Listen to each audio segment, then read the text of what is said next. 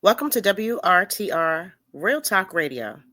The views and opinions expressed in this podcast are those of the hosts and guests and do not necessarily reflect the views of any affiliated organizations or institutions. This podcast is intended for informational and entertainment purposes only and should not be considered legal, financial, or professional advice. While we strive to provide accurate and up-to-date information, we make no representations or warranties of any kind, express or implied, about the completeness, accuracy, reliability, or availability with respect to the podcast or the information, products, services, or related graphics contained in the podcast. Any reliance you place on such information is strictly at your own risk. In no event will we be liable for any loss or damage, including, without limitation, indirect or consequential loss or damage, or any loss or damage whatsoever arising from loss of data or profits arising out of or in connection with the use of this podcast. By listening to WRTR Real Talk Radio, you acknowledge that you understand this disclaimer and agree to its terms. Enjoy the show.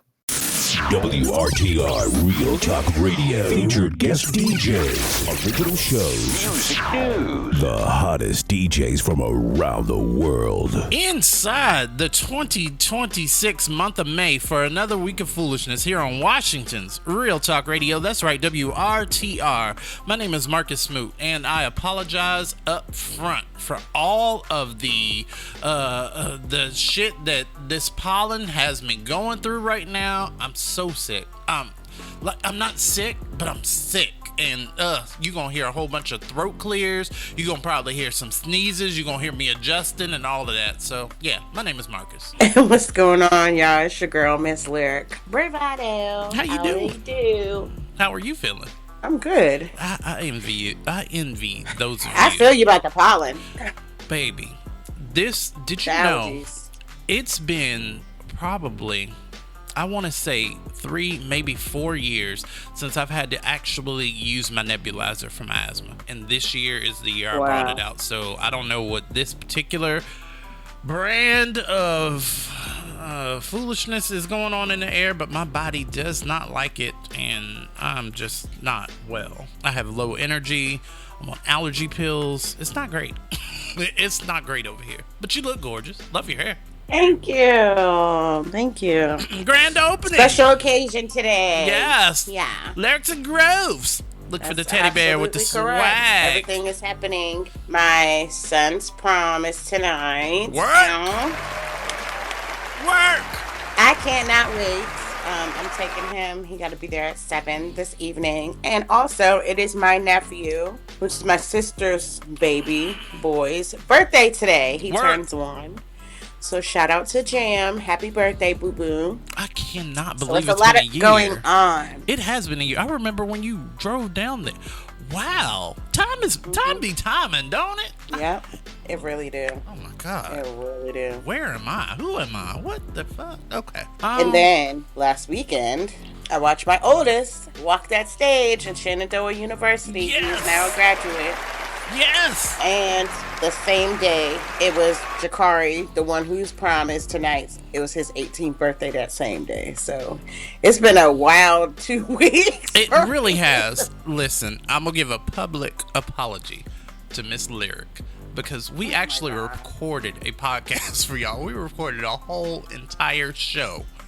And I'm going to blame this on technology, because it's ultimately my fault, so I do absorb that. But I will say that it's very strange that when you go into the audio file of the podcast Lost, that I still haven't deleted because I'm not quite ready to not release. Like, I don't know why the entire folder is clear when we recorded everything. Everything was there, and now it's just not. And it's so strange. Just, it disappeared. It just randomly vanished. And we talked about some good shit on that particular podcast. So we talked a lot about Trump shit too. It was a lot. It was a lot. Yeah, okay. We did. Well, we talked about a lot of Trump stuff. Okay, so I don't always remember immediately everything that we have going on. Sometimes I have to go back and listen to the audio myself.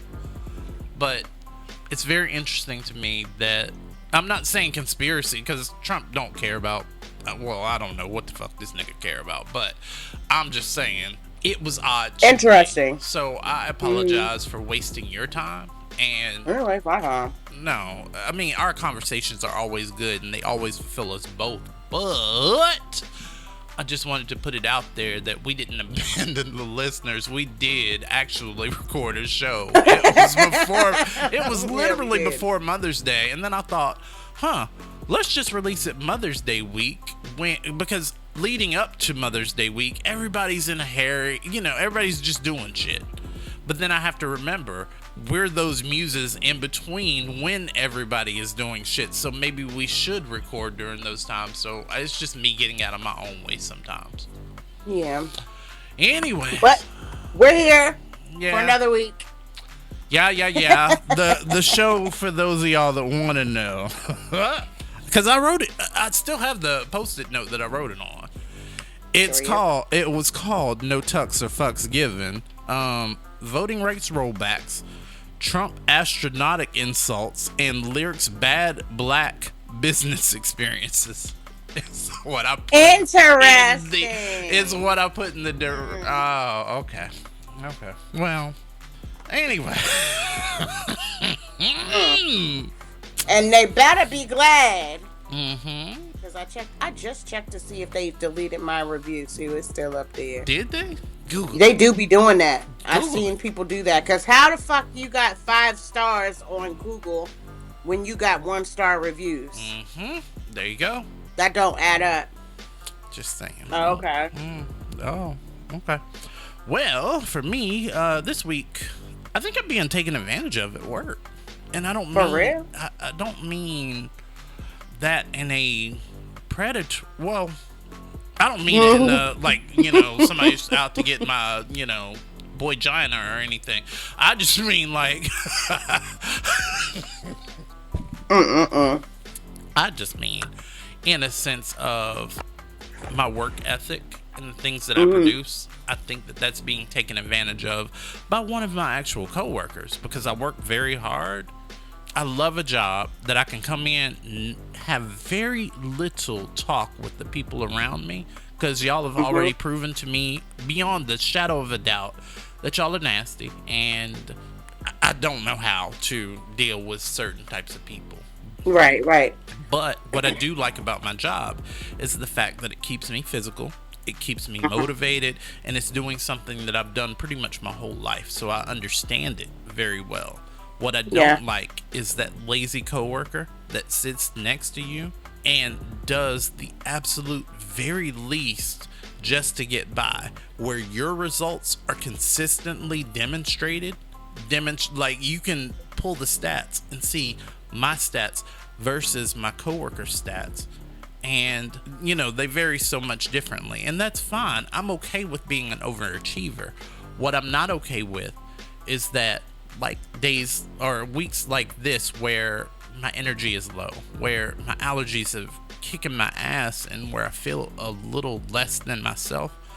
I don't like how you can slide in, get the same consistent paycheck and do the very least, and then when you see the numbers at the end of the day, then you ramp it up and work at the pace that I know that you're capable of doing, but while omitting the entire day, week, month, or year that I've worked and we've worked together. So that kind of pissed me off this week. That's why I say I think that I'm being taken advantage of. Does that make sense? Of course you are. Of course you are. Okay, so people will do the bare minimum for every fucking thing. Again, if you let them get away with it. I'm so sorry. Especially when it comes to group projects and shit like that. That's one thing I hated in school. When I went back to get this current degree, you told me you hated those. The group fucking projects were getting that shit on my nerves because I'm sitting here busting my ass. Yes. And really doing the work. And then you gotta wait on this person to give this information and fill out this form and the shit that they're putting. You do. It's some bullshit. You do. So then you got to go back and then have these little TED Talks with the group and say, well, maybe we should do this to fix it. Like, come on, just do what you're supposed to do the first time so everybody can get this shit over with and we won't be still here at the deadline when it's fucking due. Right. I cannot stand that. Neither. I like to get my shit done early, yes, so I can have some time to chill and relax. And I feel like I've always been that way, to where I've always overachieved, but I also realize some of that is stemmed in trauma. So, I mean, I get that. I get where my motivation comes from. But at the end of the day, if you see that you have somebody that is consistent, that works next to you, that you see is doing the brunt of the work, why would then your not next instinct be, you know what, let me step up my game, let me do what I need to do to then match his swag? Why wouldn't you see that? Because people are lazy fucks, that's why. That's why the truth is out there. Okay, so who do you want to be like this week, or do you want me to go first? You go first. All right, when I grow up, I want to be like a TikTok creator that I often follow. Her name is Goddess Mia. From what I've witnessed in my time on TikTok, she's been a force. Despite the mean and hateful comments, despite losing her brother, despite her health challenges and this constant goalpost moving to healthcare, she's remained a consistent creator who you have all heard me feature on this very podcast and some of my posts. This woman continues to drop the knowledge and dissect some of these ever-evolving news stories that are sometimes buried, while at the same time reminding us that this is her little tag, that diversity equals power, and we can change the world if we work together and protect Black women. And that's a powerful message, because most people miss the forest for the trees. She's not saying only protect Black women. And that's where she loses so very many lyrics. She's saying protect the most marginalized, and everyone else will be okay. If we find value and protect the most vulnerable of society, yes, Black women, and now we're realizing that it's even children. If we protect the most vulnerable of society, the rest of us will be fine by proximity.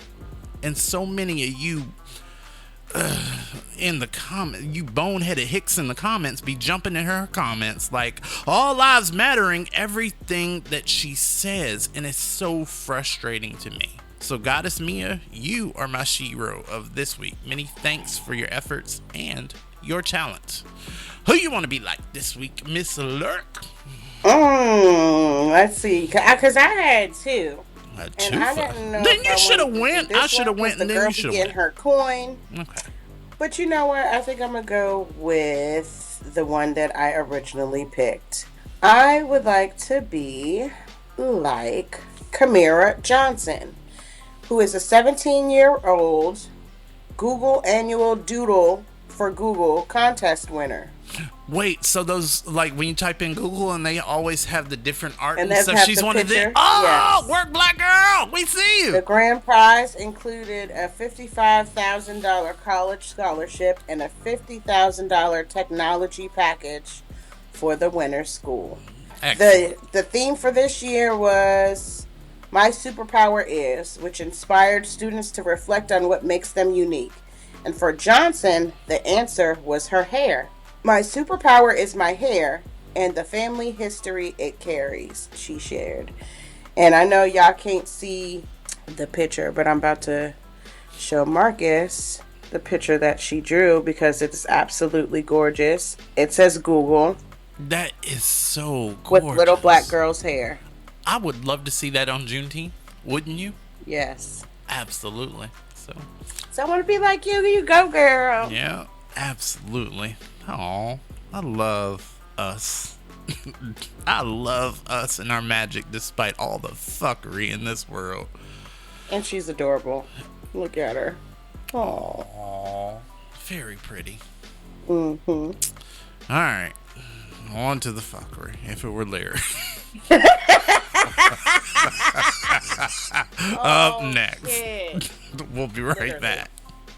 Okay, so I'm going to address this whole, they are trying to take the midterms because they want to change the Constitution. I have gotten some messages and I've also seen some videos, so I just want to explain to you guys how changing the Constitution actually works. For the Constitution to be amended, there needs to be a 2/3 vote in the House and in the Senate. That means there needs to be 295 people in the House and about 67, 68 people in the Senate to be able to change or amend the Constitution, as well as 38 states need to agree to change the Constitution. The last time there was a 2/3 majority for any political party in the House and Congress was in the 60s during LBJ's presidency. That was the last time there was a 2/3 majority in both the House and the Senate. So what they're doing is going through the Supreme Court so that the Supreme Court can reinterpret what is in the Constitution. So when it comes to the birthright citizenship, they tried to go in there and basically say that the 14th Amendment was only for slaves, descendants of slaves.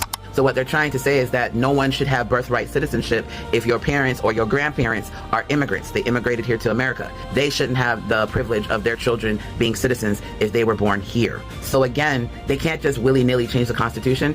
They just need the Supreme Court to try to reinterpret things. What I think is happening is that the South wants to secede from the Union without actually saying they want to secede from the Union. So they're trying to concentrate all the federal powers to the states. They want everything back to the states. Like I keep saying, the United States is like 50 different countries working together under one banner. The southern states don't want to work under that banner anymore. They want all the power that the federal government has. They want all that power back to the states or to the states so that they can create their own crazy Jim Crow in the South. That's what I'm thinking. And because of this, a lot of people in the South are leaving. There is a mass exodus happening in the South. And what they hope is that the racist people in the North will come down to the South.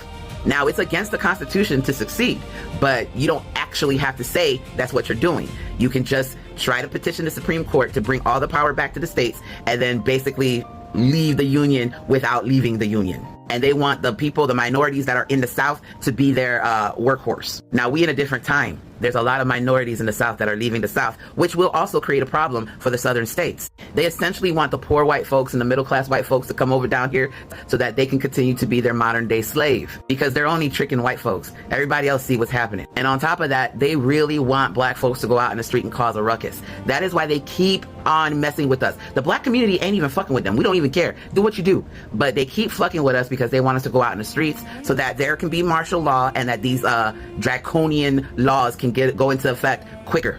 But as far as changing the Constitution, as of right now, they don't have the numbers. Will that change? But as of right now, no. It doesn't matter how many maps they redistrict. They're not going to get 2/3 in both the House and the Senate and 38 states to agree to change the Constitution.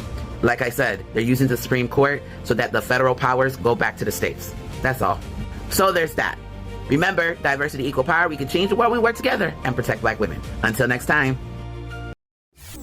Maybe not what you should do, but definitely she would if it were Lyric.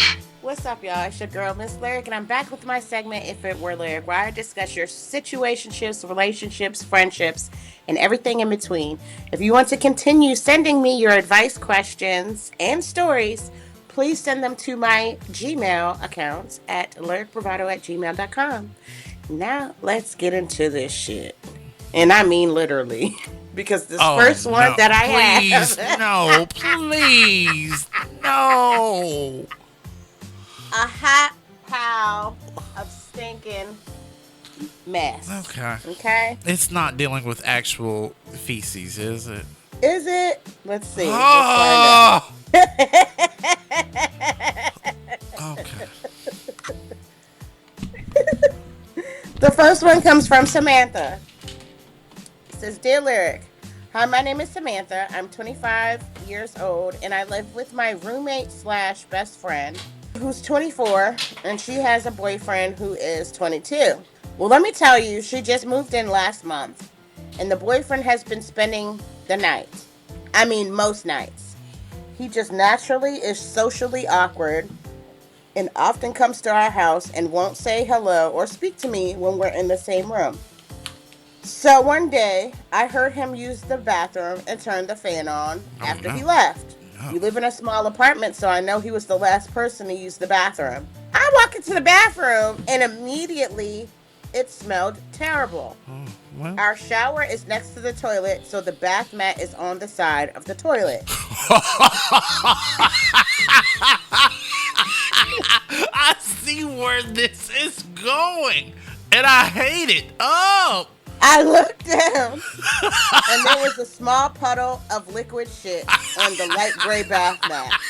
I know it's shit because I tried to wipe it up with toilet paper. I ended up just throwing the bath mat out and ordering a new one on Amazon. I'm not mad that he had an accident. I'm mad that he left that shit on our bath mat. And there's no way he didn't see it or smell it because it was the first thing that caught my eye when I walked in.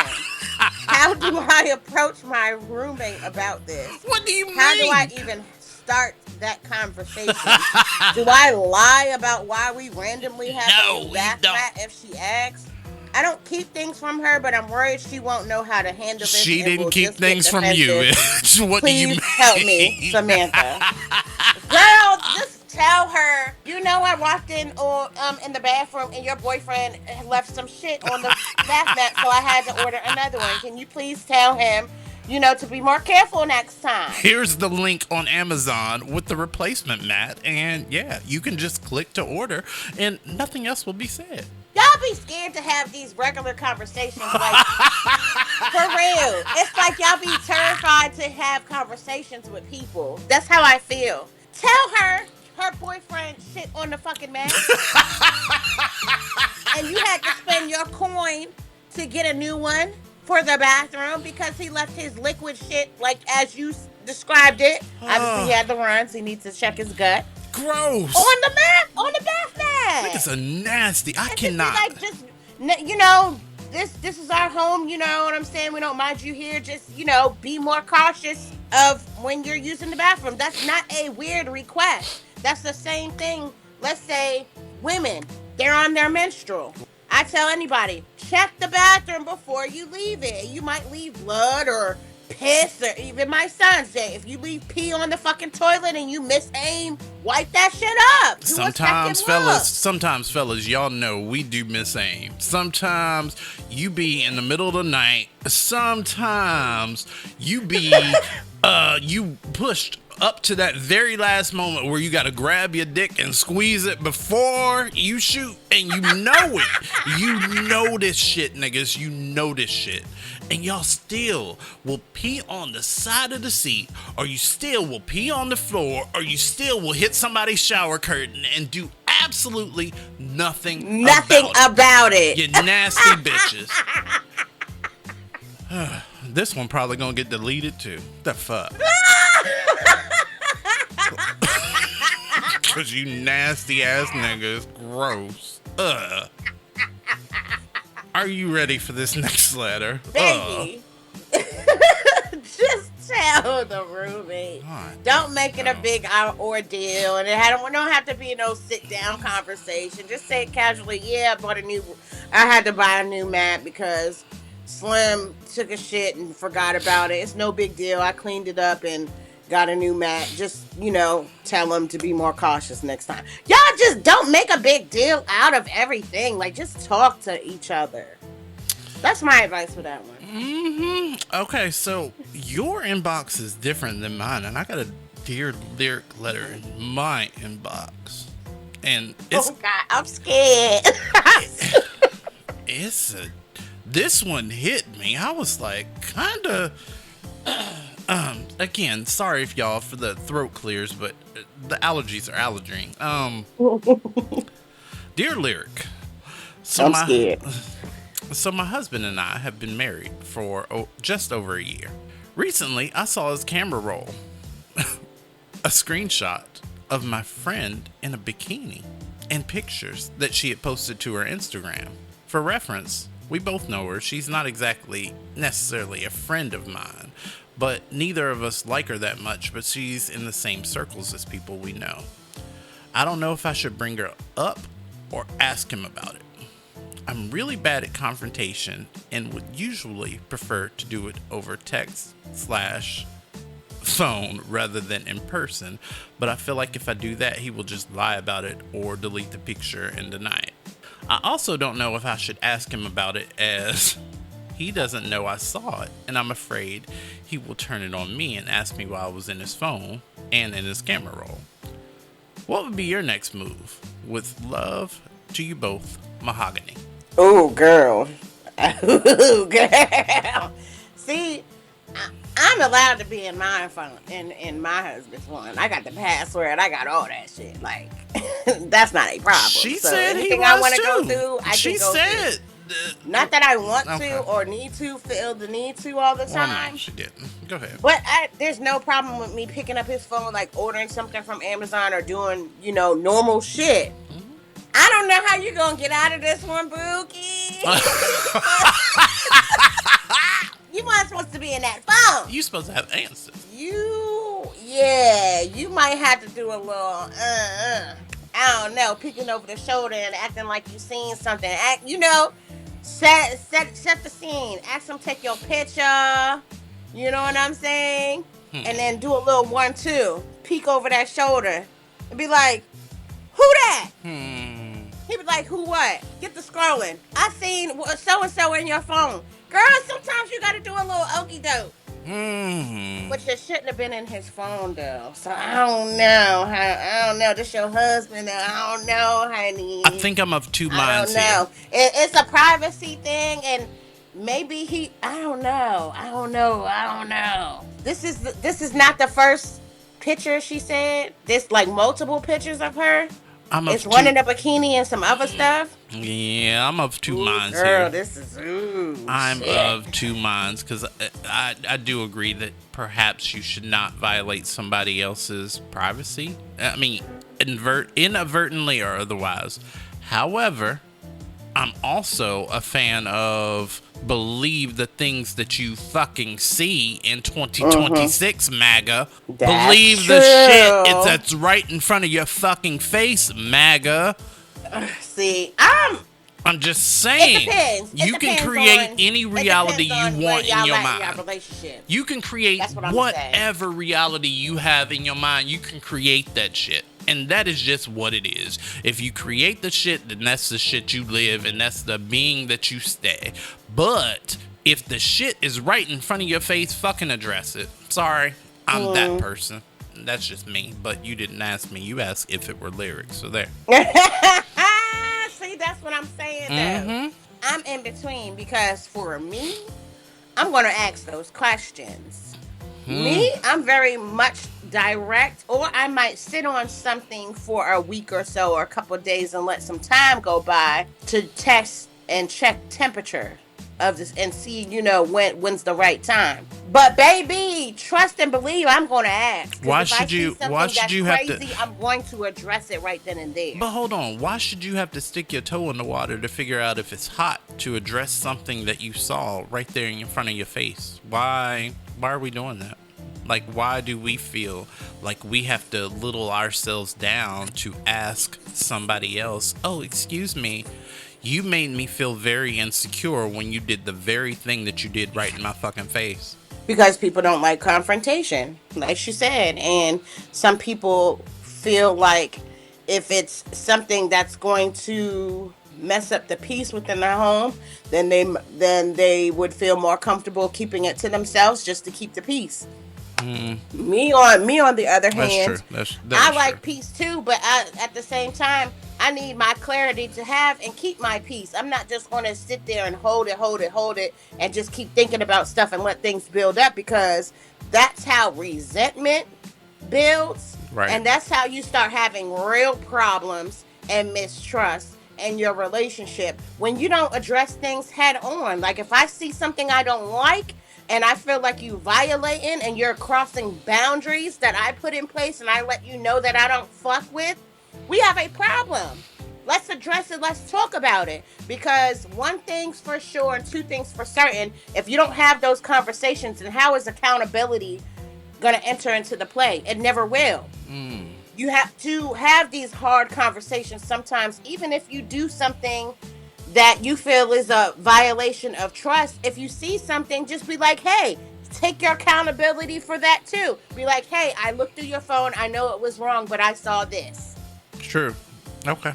Love that. That's what you do. Yeah. Have that's these hard literally conversations. that. And I know it's easier said than done, especially when it comes to the level of some of these relationships that I hear about nowadays. But it has to be done. Period. So that is my advice. Yeah, just straight like that. Communication is the key. And I tell y'all that all the time. Half the time, y'all write me these long, drawn out letters, and I'm going to say the same thing. Talk about it. Talk about it. Thank if you, you're Mahogany. scared to, then that probably isn't the relationship that you need to be in the first place. Appreciate that We're letter, gonna leave it at Mahogany. that. Thank you so much for supporting my little page, because you didn't know how to get. I guess she didn't listen, and she emailed me trying to get to you about this. So I appreciate that. Thanks, Mahogany. Yeah. So that's what I would suggest. If you guys want to continue sending me your advice, questions, and or stories, please send them to my Gmail account at lyricbravado@gmail.com. And until next time, bye. Okie dokie. Up next, how does your timeline look this week, sweetie? Because mine kind of pissed me off a little bit, so I'm in that kind of mood. But yeah, you? Hanta. Oh, okay. Well, up next, we're trolling the timeline. We'll be right back.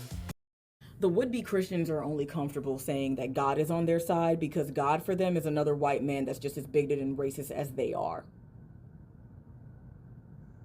That's why they can't reconcile with the fact that God is even a black woman or any other entity or being, or that Jesus is even brown, because they know in the world that they are living in that everything is going to work out in their favor because they are also white bigoted men.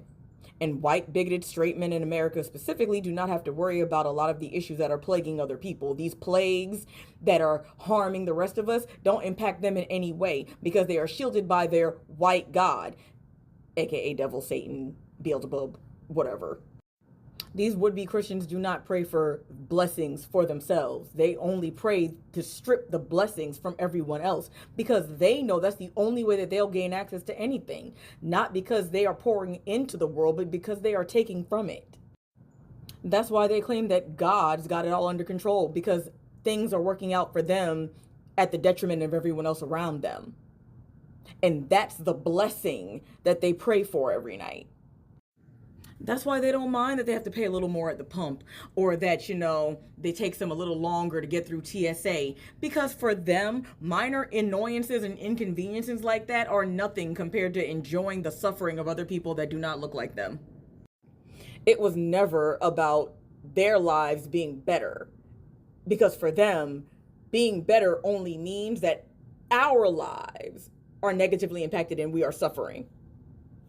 That's what they consider a blessing.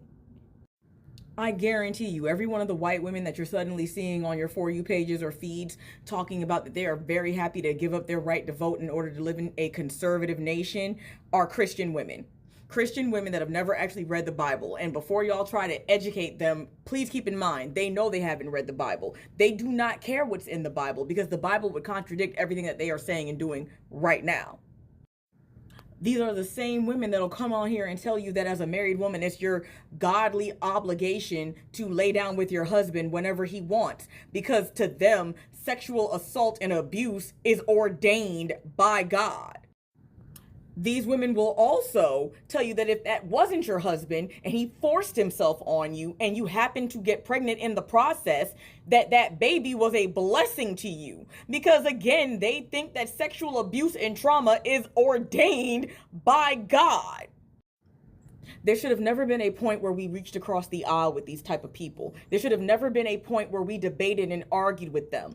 There should have only been a point where they were locked away to never infect the rest of the public with their cult-like disease. Because this is exactly why we ended up where we are and why so many non-white people are comfortable being there too. Because y'all brown asses believe that you're praying to the same God that they are, when they're the ones praying to a demon and invited you to the fucking slaughter. The Bible doesn't show favoritism. Meanwhile, every time I turn around, you see women being governed through male authority.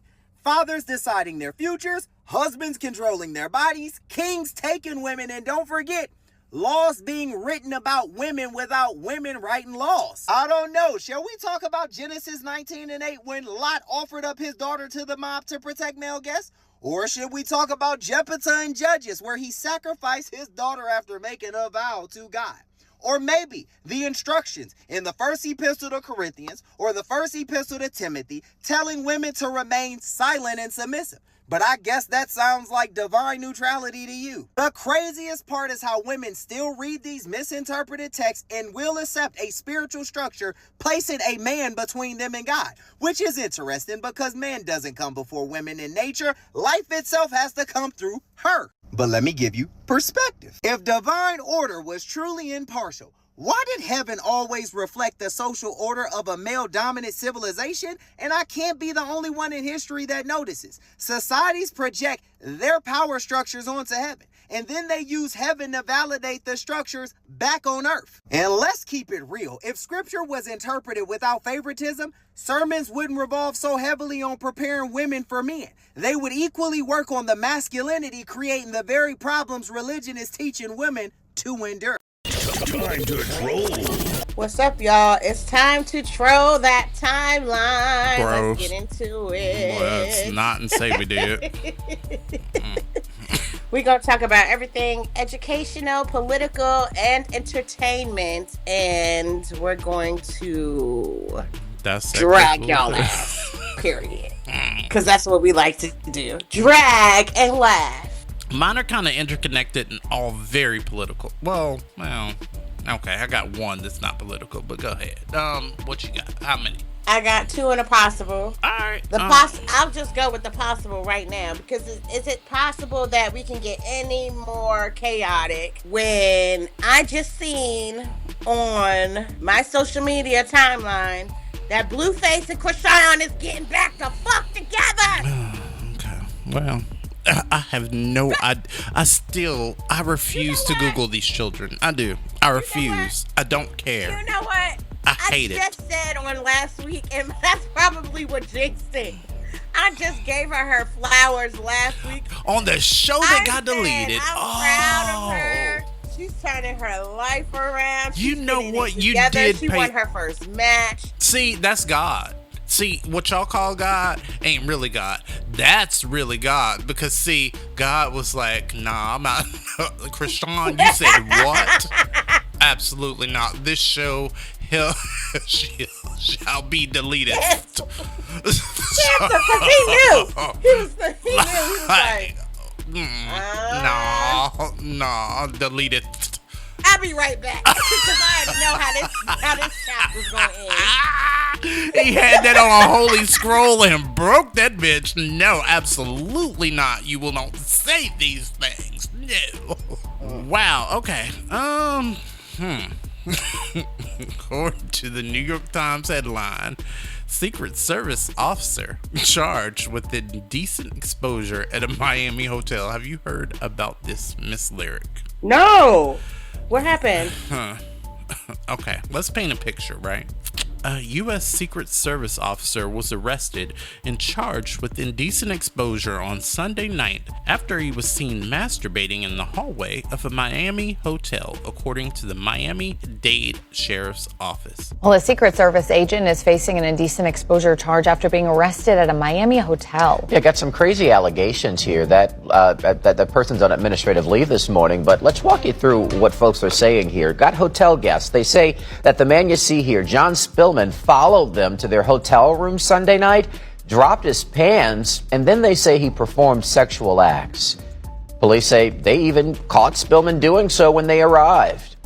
He was working as a security perimeter, screening detail at Trump Doral for the president's visit as he attended the 2026 Catholic Championship golf tournament.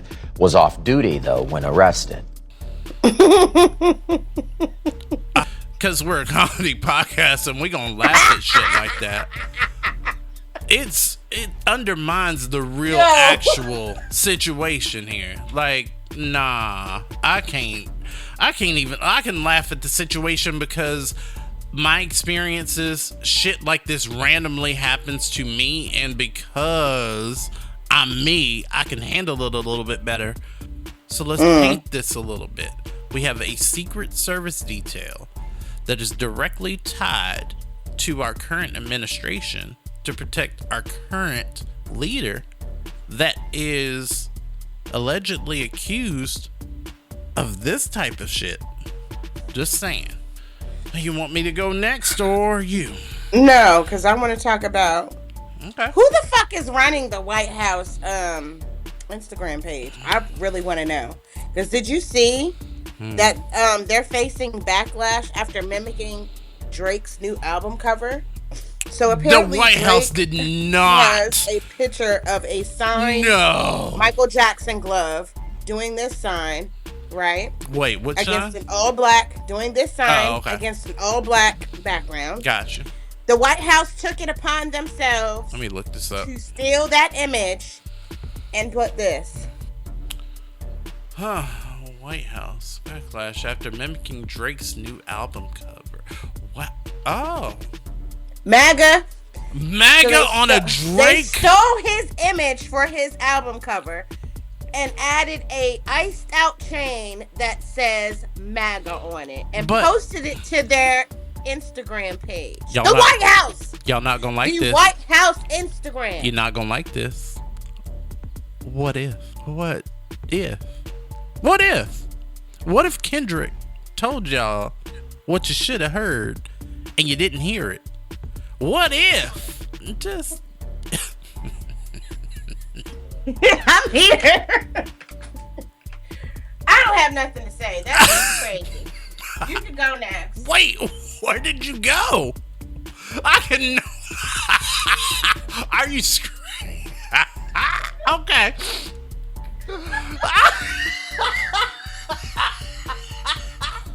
Okay.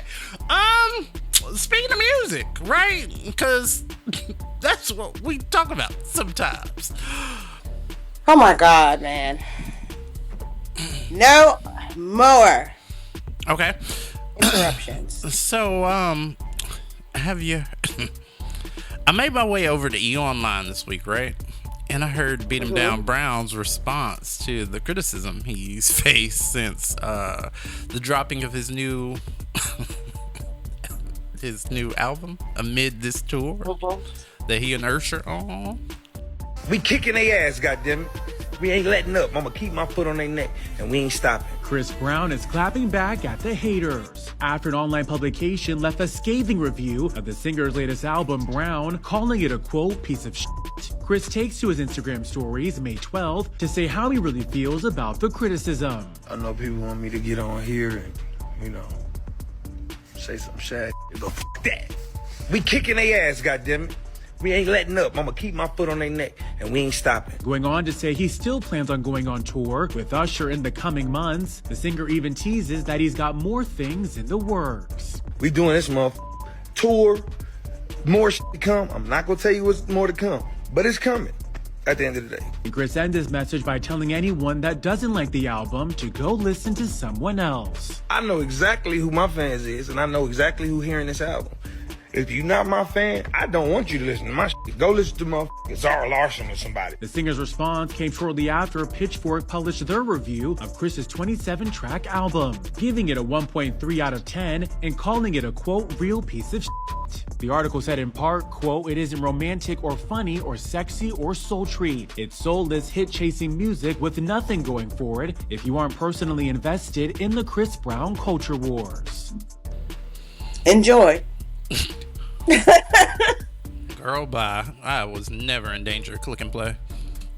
Because I'm not interested. I was, okay. First off, it took the internet to tell me that he was coming up with an album because I'm not subscribed to anything that he's a part of. I don't care. Mr. Brown, you have every reason for us to not support you because you've never dealt with you. You are your own biggest obstacle, in my opinion. Because you continue to be harmful. You continue to be in the headlines. You continue to buy your way through fame with harm. That's what you continue to do, in my humble opinion. So that's why I don't personally support you and will not. I don't care what you say. Your fans like your album. Your fans know I know who my fans is. Your fans are the vulnerable. You like to see a whole bunch of young and impressionable women in your crowd that don't have the experience that those of us with a little bit of season and a little bit of actual experience have. So there you go. Well. Okay, let's see what I got. I need somebody's Netflix password. Wait. I'm not gonna ask because I don't want it incriminated. Go ahead. Somebody DM me their Netflix password because I gotta see some shit for myself. Got you. So apparently, Kevin Hart had a roast. I saw this on TikTok. The only reason I didn't need Netflix because TikTok was like, "Ooh, ain't you rage baited about this bullshit?" So yeah. You don't like Kevin Hart? I never liked Kevin Hart. I don't like Kevin Hart. I don't like Dave Chappelle. I don't even like Cat Williams, but I believe that Cat is the only one out of the entire bag of them celebrity coons, in my opinion, that really is saying the things that need to be said. Because even Cat's bought to some degree, and I get it because I understand Cat's story. Cat was homeless for years on the streets and had to just make shit happen. I get Cat. I do. And adopted like 8 children. Yes. Apparently, Kevin Hart and Cat Williams had beef. I mean, real beef, like in these streets. Yeah. But they invited Cat Williams to Kevin Hart's roast, and Cat Williams, funny as shit. He started off by saying, "Damn, you know you don't have no star power when Netflix invites your enemy." Listen. So roast your ass. I don't think. So apparently they squashed their beef live on television. I want to see it for myself. Did they? Because at the end of Kevin Hart extending the olive branch, Kevin says, "Fuck Cat Williams." So I don't know if that reignited the beef. Yeah, but see how that kind of spins it off. Despite what Cat Williams said, I'm gonna put a sound clip right here on what Cat actually said for his roast. Hello, Kevin. Hello, Cat. I'm surprised they invited me. That's how little star power you have. They had to start inviting your enemies. I said, I hate him. They said, come anyway. Very humble of me to be at your goat roast tonight, Kevin. I've won an Emmy Award, but this is going to be my best acting tonight as I pretend like you are a goat. For the people at home, you're wondering, why is the Cat Man doing this? For the money, bitch. This is my Riyadh Comedy Festival. Only one with a soul. Kevin, you're going to hear some things tonight that you're not familiar with. Those things are called punchlines. Is this dais the best that the industry could put together for dear old Kev? I'm not sure if the Illuminati is real or if this is the junior varsity version, but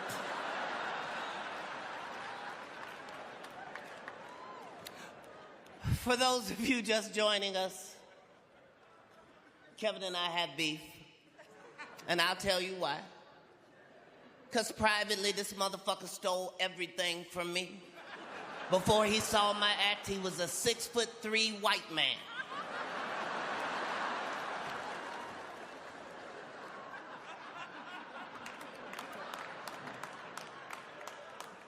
I tried to tell y'all that Kevin Hart was a plant.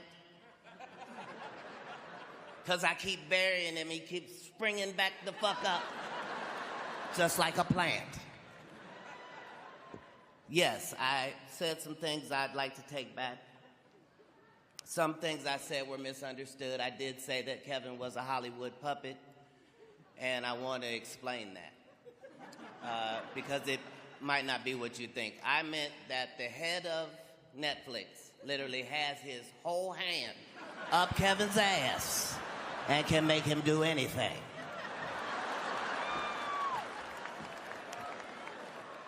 Kevin only has one rule in his movies: no N-word. And that N-word is no. He's never fucking said it, never ever. Scary Movie 3, Ride Along, Night School, Get Hard. I turned down all of them because I was not comfortable being a coon. Went right behind me for the same price. If you're going to see a Kevin Hart movie, do yourself a favor, see it in a black theater so you can hear words like, I want my motherfucking money back. And I want my money back too. Or this is some bullshit, I want my money back. Even The Rock can't save your ass. Kevin and The Rock have what you call a bromance. That's when two actors secretly fuck the shit out of each other.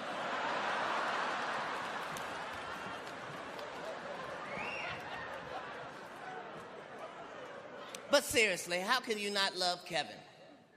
Only two people have done that. Me and his father. Kevin once said if his son was gay, he would take a dollhouse and hit him over the head with it, which is arguably the gayest way to abuse a child.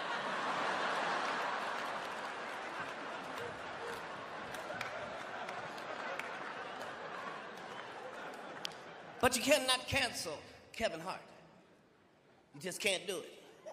He's made of Teflon. They tried to cancel him for being homophobic, and I don't get it. I'm saying the guy who's obsessed with shopping sprees and fitness, always surrounded by 10 dudes and Chelsea Handler and oiled up half Samoan bodybuilders and a vegan restaurant and bought yoga pants. You think that guy is homophobic? That guy is a fairy, bitch. He is not. That's the gayest man I ever met. You slay, queen. You do that.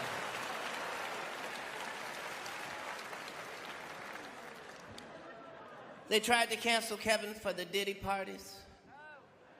They hurled allegations at him. But thanks to all the baby oil, the charges didn't stick. Kevin famously was at a brunch.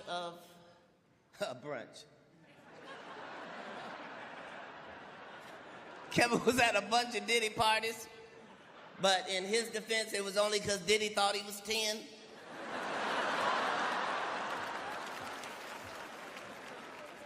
Kevin even hosted a record release party for P. Diddy. There was a record number of releases on the bed, in the pool, on the floor, everywhere but the hose. But I want to be clear. Just because Kevin went to Diddy parties does not mean he did something wrong. The fact that he gets all quiet when you bring it up, that means he did something wrong.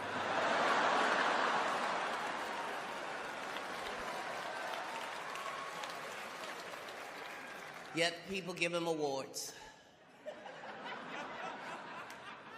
Kevin, I have an idea for a movie where you travel back in time and Mark Twain takes his motherfucking award back and calls you the N-word. Now that's a good movie, so I know you'll pass on it. All right, listen. I could go on all night hating on Kevin Hart. I have perfected it. But at some point, you've got to look yourself in the mirror and say, do I really want to have beef with the rabbit Snowball from The Secret Life of Pets 2?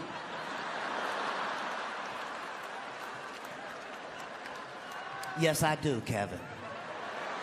Yes, I do. Motherfucker wouldn't even play a black rabbit. Can you imagine the coonery? I'm out. Good night, Inglewood. Thank y'all so much. Yo. Listen. Yo. Nigga was telling the truth, bro. He didn't. I listened to this brother, and I don't think that what he said was wrong. I don't. He was clocking fucking T He gave through the it. whole set. And that is the genius of Cat Williams. Yes. He knows how to be funny but deliver the truth at the same Surgical. fucking It's time. almost surgical, isn't it? It is astronomically brilliant. The way this man can just stand in front of a crowd, say some funny shit, It's but so real. surgical, and Lyric. sometimes it can go over people's heads because oh you're so my into God. the funny and you're not really paying attention to what the fuck he actually said. Like, for real. Like, Child. hmm. I love me some Cat Williams. I'm sorry. Oh, I ain't going that far. I know but he got his issues, but everybody got their fucking issues. But that man has not let Hollywood deter him or take away from him, and he's been standing on business 10 toes down on what he will or won't do and conform to as a fucking black man in America. Yeah, and you know what? The more I get to know about him, the more I'm inclined to listen to him. So perhaps not a Shannon Sharp interview, but maybe let's hear what you got to say. You know, I mean, I can't stand. What? But you know what? That like maybe ever is because since I that can't interview, stand. No, shit been going maybe because I can't stand Shannon Sharp.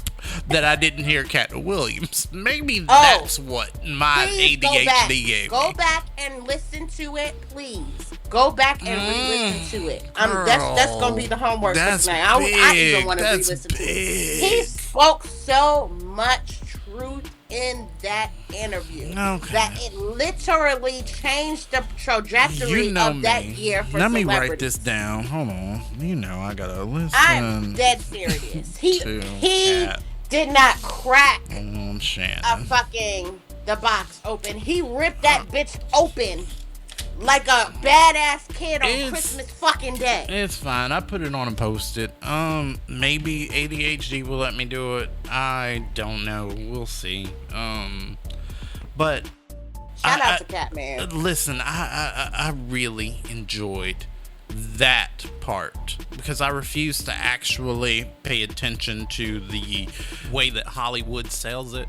And even with that, it was like, okay, well, you know, Kevin and Kat made up. I always wait until after. Honestly, FOMO is a curse. Y'all, I just, fear of missing out. Oh my God, I need it. I need it right now. I need it when everybody's talking about it.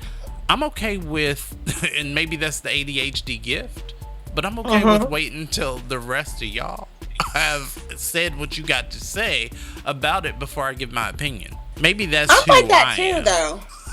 I don't rush like for instance, movies. Everybody rushed out to go like see the Michael Jackson movie so they could do their little content and put their little outfits together. I'm like, I don't feel like seeing all that. I don't want to see y'all outfits. I love that you segued cool. into this. This is the Black Girl Magic because I wanted to talk about the Michael movie. Okay, it's cool to see, you know, down my timeline, but if I'm spending my coin, I don't want to see your broke down ass standing in front of the fucking movie theater screen while I pay my good coin for and trying to do the fucking moonwalk. Get your black ass the fuck down. I chose to see it the week after. Shout out to Niggatry, right? Because on my Mother's Day weekend, I'm not going to say where I spent my Mother's Day weekend, but when I spent my Mother's Day weekend, I was in a place and they had the Michael movie on their device, and I was like, okay, well, you know what? I had no actual plans of actually going to see this in theater, so I don't like, well, anyways. I saw the Michael movie, right? Did you see it? Yeah, I saw it. Tell me about your movie experience. Are you gonna say you don't like it? Because that,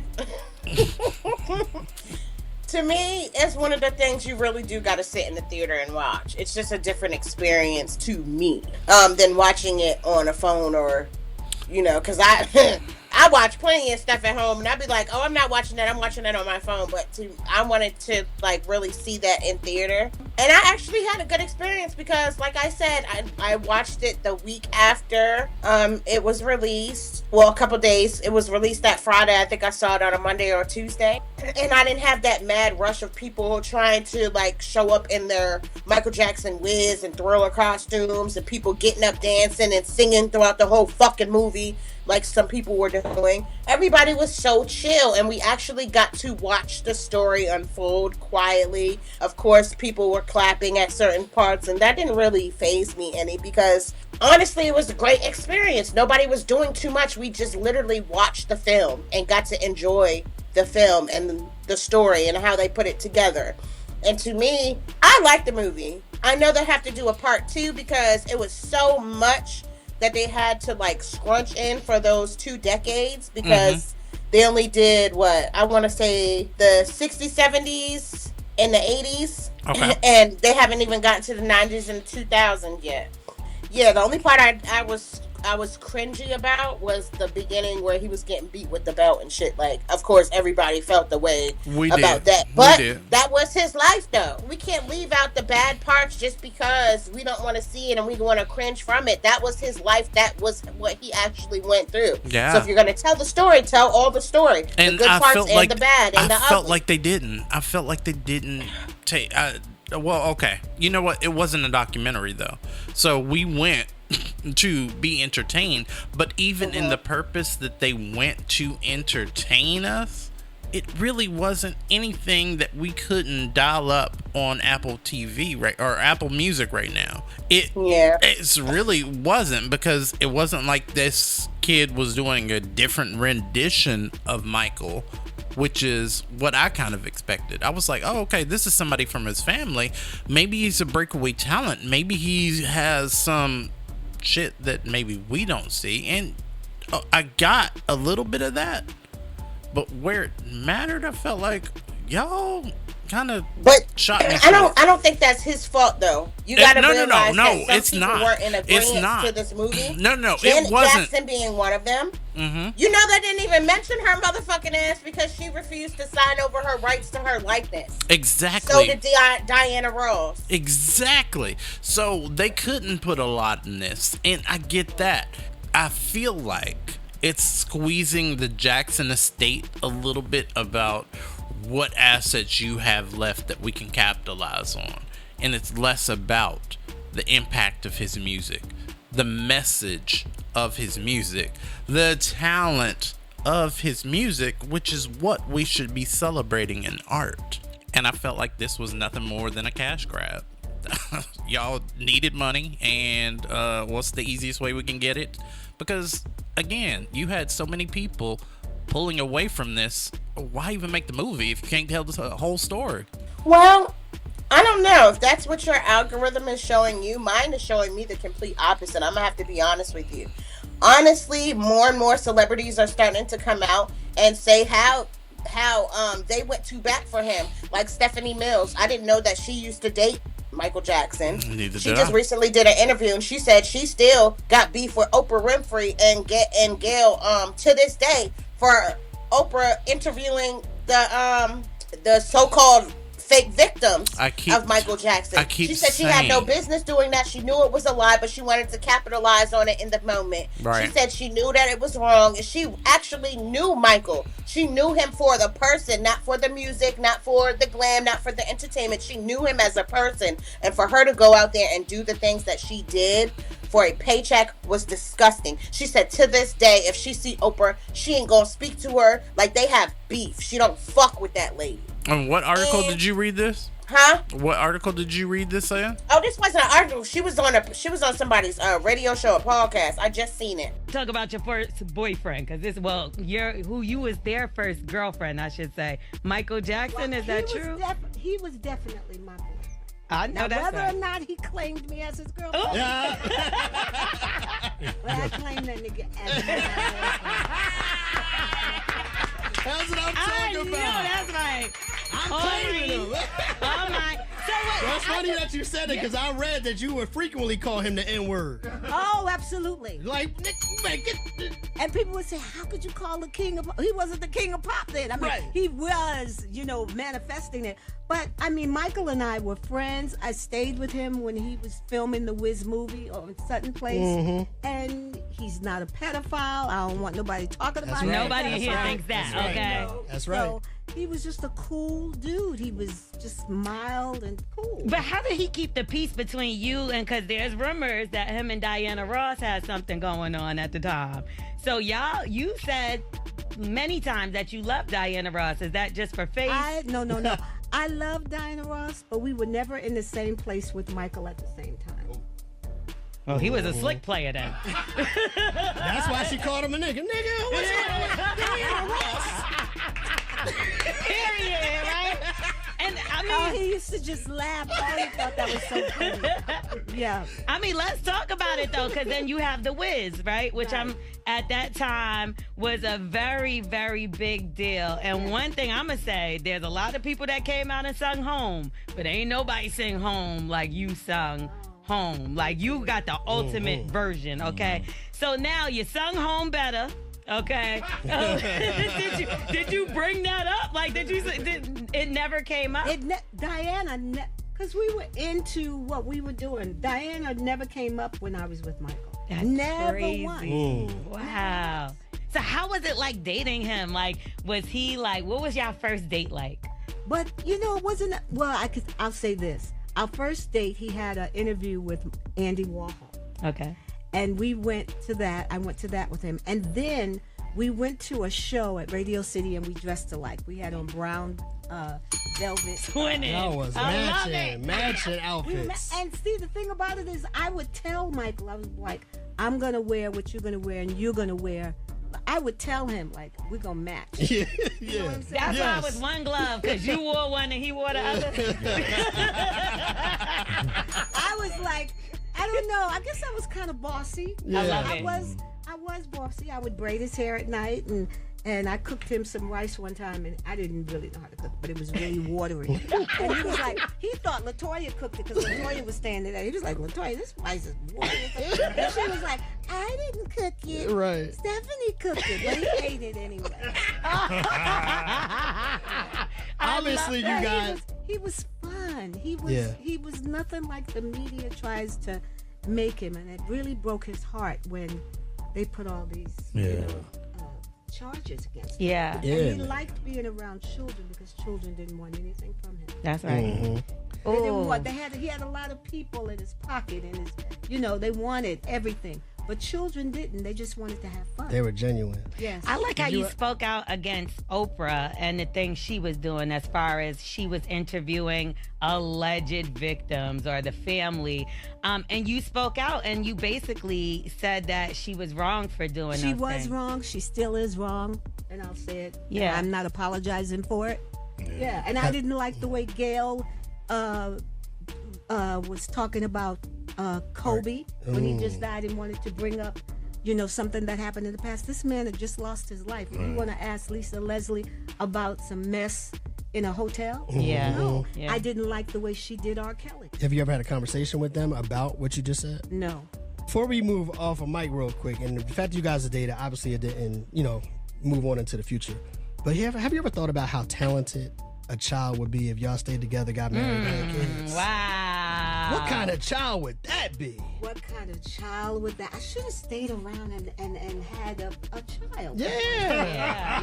Yes, That would have been a beautiful child. Have you ever thought about that before? Beautiful. I thought about it. Okay. I thought about it because when we went to the opening of the hotel and they invited everybody, Michael was there and he asked to see me, and I was performing, so I was doing the rehearsal, but I never went back to see him. I regret that. I should have went back to see what he wanted because maybe we would have had a baby then. That's right. Oh, I know that's Are right. you saying that could have been a day a child was made? Look,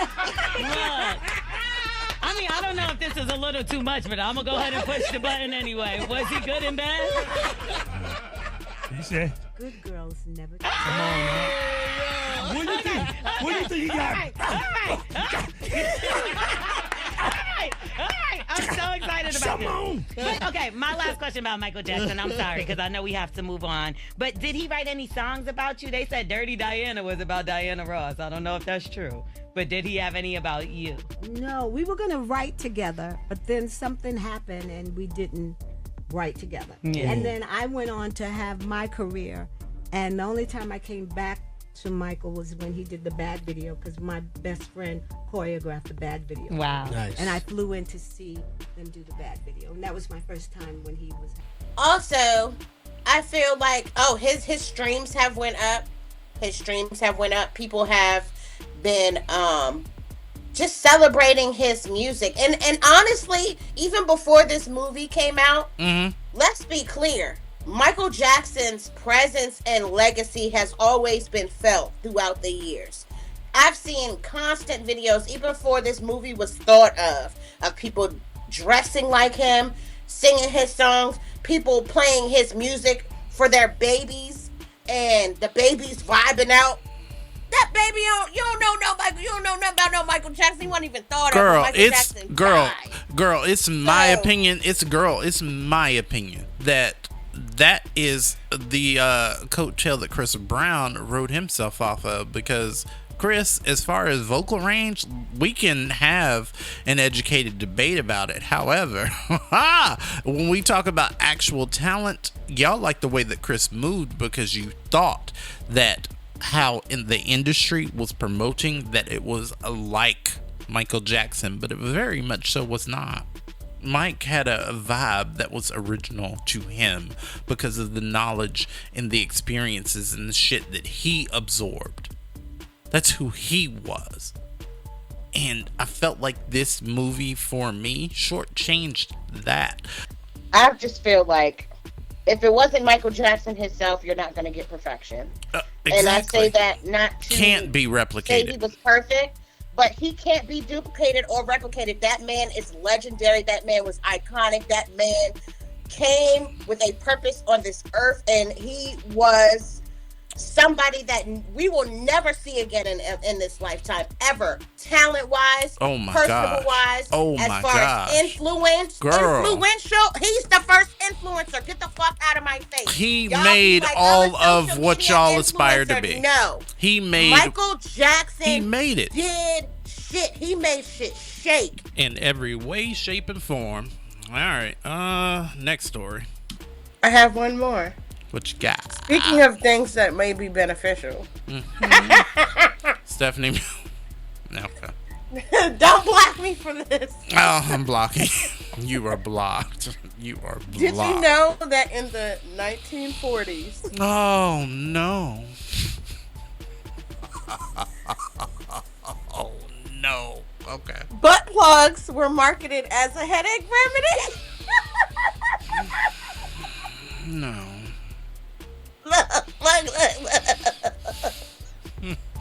In the 1940s, butt plugs were marketed as a headache remedy. According to what?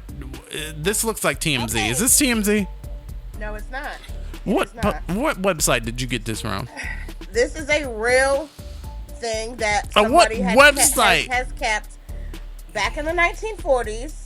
And some think even back further. What website? Anal plugs were sold as rectal dilators. Oh, no. They were not marketed as sex toys, but as a miracle headache remedy. Okay. Well. And treatments for everything from insomnia and acne to nervousness and even insanity.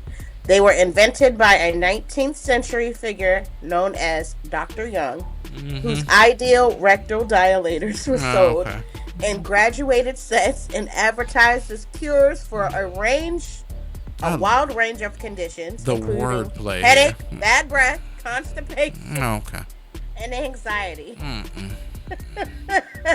Did you know that? I did not. And I hate that you used my mental space to invade it with this. They're a pain in my ass. No, that is not where. No. It's a pain in my ass because I should probably be seen by a physician because there's a pain in my ass. Okay, well, we've trolled. We're moving on. We'll be right back. I just got a question and roll with me on this one. If white supremacists actually feel like they're supreme, why do they have to work so hard to try to make everything difficult for black people? I really wish I was joking, but damn near everything that complicates daily life for everybody was just to deny black people access. Credit scores were a means to stop black people from getting loans to be able to buy homes and to be able to start businesses. Marriage licenses weren't instituted until they wanted to stop interracial marriage. Most colleges were free until desegregation. You didn't even have a bar exam to become a lawyer until the Reconstruction era because so many black people were getting law degrees. Bridges were purposely built lower in some areas to deny people from public transit access and to deny people from being able to get to richer areas, more wealthy areas with that public transit, which also ended up denying them from certain job opportunities, so your options were limited. And now if you just happen to live in one of those broke areas and you don't have a car, the same thing still applies no matter what color you are. We already know that cops got their origins in slave patrols, tracking and controlling where black people went and where they were allowed to go and bringing them back to where they wanted them to be if they've somehow got out of that region.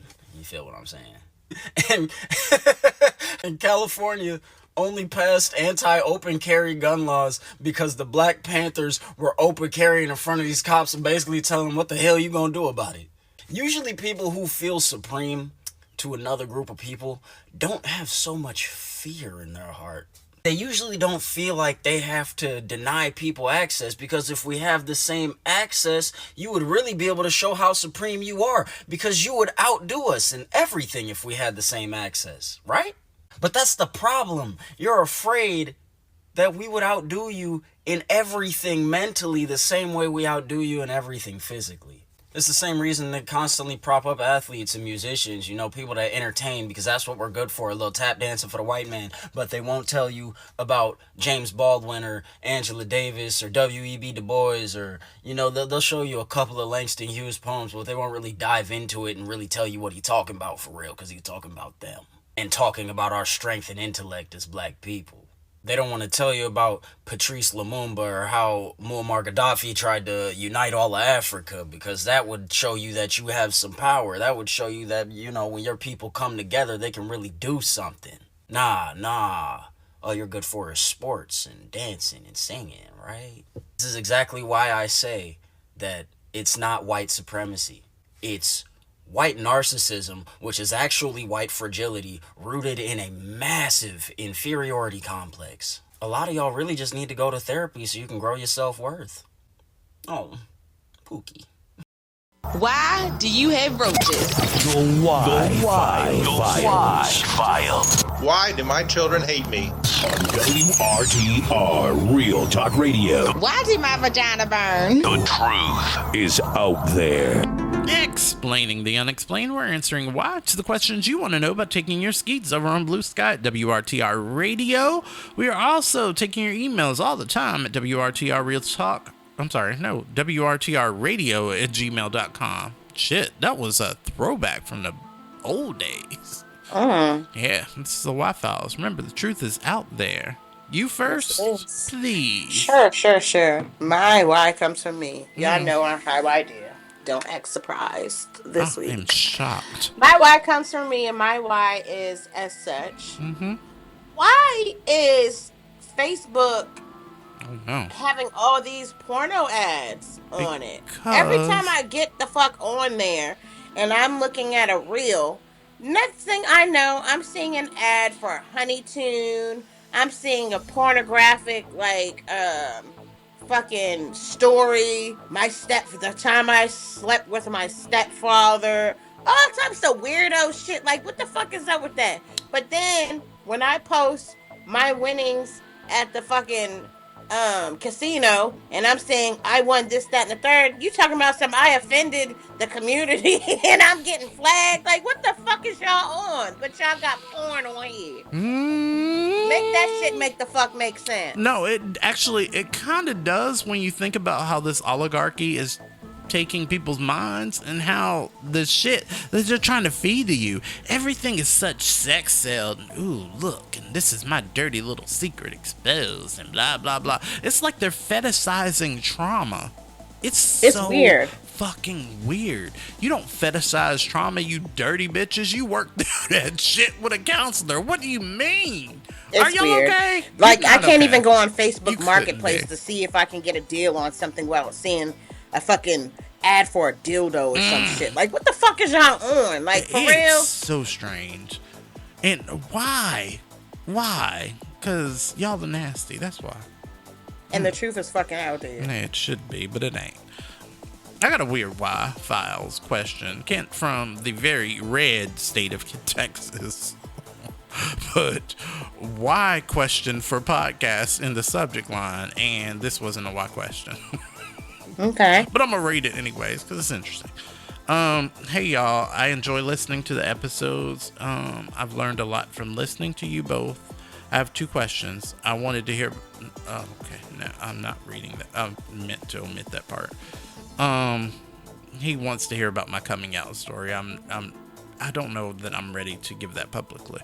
So I ran into an old classmate, and I haven't seen or heard about in years at the Chili's. I'm going to be real that I knew that he's gay because they used to make fun of him back in school. Plus, he tried to hit on me way back when. We talked in the bar for at least 3 hours, talking about everything from old classmates to sports to this MAGA bullshit. It was a good convo. We were both kind of lit, and he didn't drive, so we stood outside until his ride pulled up.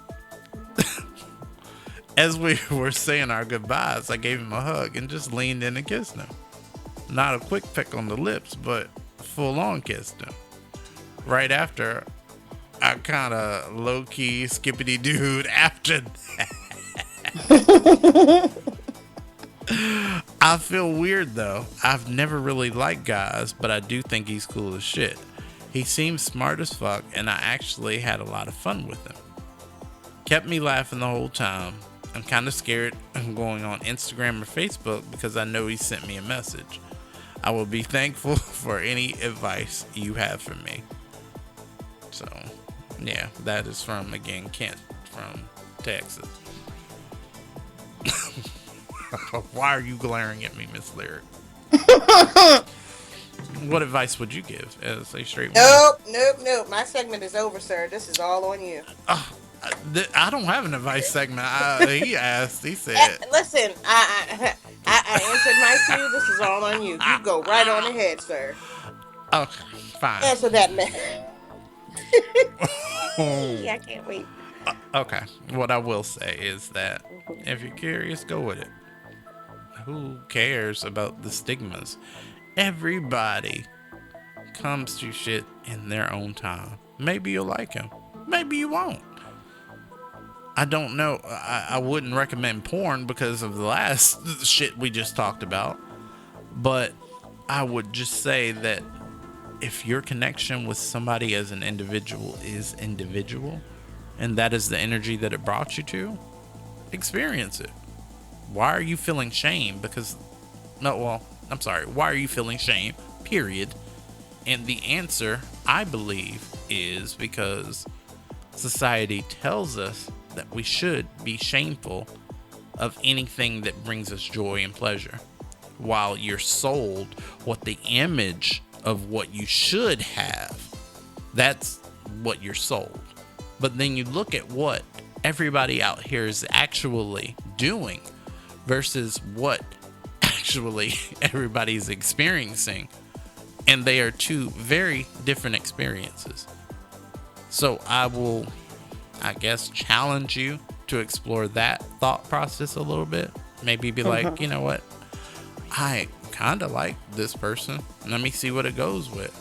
Maybe I don't have to wave a rainbow flag out here in the streets and fight for, I don't know, trans, but at the end of the day, maybe I understand my experience a little. Y'all keep projecting what you feel on other people. This man just wrote us and told us what he did and what he was feeling in that moment. And now he's so devoutly pushed away the other person. Why? Why did you push that other person away? Why are they demonized for the pleasure that you feel? Why? Because maybe the truth is out there for you, brother. Period. That wraps it up for this week's Wild Files. Y'all know the socials. Let's get gross. Up next, news make you nauseous. Oh, Lord. We'll be right back. So we talked about withdrawing our energy, and we also talked about us being out organized. Now let's talk about what we actually need to do. Because if we took our energy back and we don't redirect it, then what was the point? What was the point? Yeah. We cannot pour back into a system that was never designed for us to thrive. And I need y'all to really hear me when I say this. Capitalism as it functions, patriarchy, misogyny, these are systems built on extraction, on force, on imbalance. And we keep trying to win inside systems that require our loss. And let's be honest, we've been doing it their way for a long time. A long time. And baby, it ain't working. It ain't working. So what does it look like when we do something different? Well, it looks like bartering. It looks like circulating our dollar intentionally. It looks like building our own networks, our own systems, our own infrastructure. It looks like co-ops. Even if we start small, because everything big, great, magnificent, baby, it started small. Yeah. And y'all already know, it looks like motherfucking gatekeeping. Stop sharing our shit with everybody. And I'm going to say this again. If you have not read A Sky Full of Elephants, you need to, because it pushes you to imagine a different way of existing. And that's where we are right now. We have to think differently so we can move differently. Because the truth is, what we feed grows. If we keep feeding a broken system, they will continue to thrive. But if we shift and start feeding each other, then baby, that changes everything. And I'm going to say something that some folks might get uncomfortable with, but y'all already know it is what it is. We have to stop getting distracted. Stay focused. Every time we center, well, what about, or not all, we lose focus. We can't be concerned with outliers. This moment requires us to stay on our channel. This is about us. This ain't about hate. That's the strategy. This ain't no kumbaya with everybody. I know that's going to make some people mad. It is what it is. And let me be very clear. I'm not saying be unjust. I'm not even saying be harmful. But I am saying it's time to be intentional. It's time to choose us fully. Because if we don't, we will keep repeating a cycle that was never meant to serve us. Stay focused, y'all. All right, good people. Drink your water. Stay rooted, real, and knowledgeable. And mind your black business. And now, say what? News to make you nauseous on WRTR Real Talk Radio. Let's go. These are some of the stories you might not read about in the New York Times, the Washington Post, or the Wall Street Journal's news to make you nauseous. Lyric Miss Leda. Ladies first. Okay, so this one is very disturbing. I'm going to put a trigger warning. This is the trigger warning. Okay. If you have young children and you're disturbed by dastardly, which I'm sure people are, but if you're especially sensitive, you probably want to skip this part because this is horrendous, treacherous, diabolical. Okay. Bitch, I hope she gets the death penalty. I am traumatized. Let's go. Say what, Florida? Say what? A Florida mother, Natalie Wagner from Port St. Lucie, was sentenced to 21 consecutive life terms in prison, plus an additional 800 years, convicted on over 80 criminal counts. She was found guilty of sexually abusing her toddlers and recording the acts to sell the explicit videos online. She recorded and distributed explicit videos of her 1-year-old and 3-year-old children on Snapchat, charging between $5 and $50 per video. She was convicted of charges including incest, using a child in a sexual performance, and transmitting child pornography. Wow. The case was initiated was initiated by 2 tips sent to Snapchat, which were forwarded to the National Center for Missing and Exploited Children and subsequently traced to the IP address in Port St. Lucie. Y'all are not okay. The sentencing, because of the extreme severity of the crimes, prosecutors declined to offer any plea deals, and the judge handed down the maximum possible sentence. As the judge should have. Because you gross, disgusting bitches. What do you mean? Yeah, that's it. That's all I got. Your mother first. How could you do that to your fucking child? How could you do that to any child? I just don't understand. And mind you, the husband was in the house at the time. Like, what the fuck? Okay. Baby, the way I would have just put a bullet in that bitch and just let me shut up.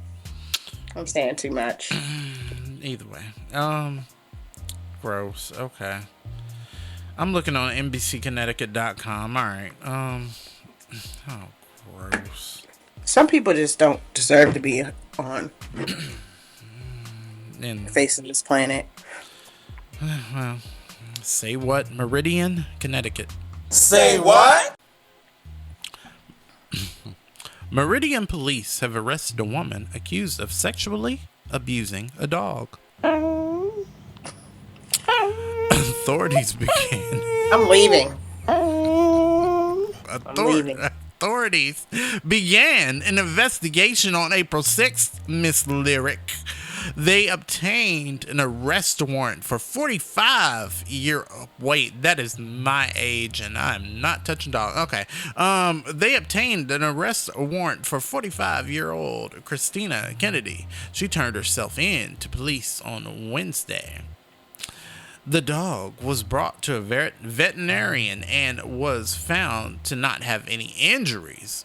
2 cats were also taken from the home, and Meridian is petitioning to take custody of the cats in Florida court on Friday. Because, listen, I get it. I was fucking the dog, but I mean, my cat. Oh my God, for real. You're not going to take my cat, you know.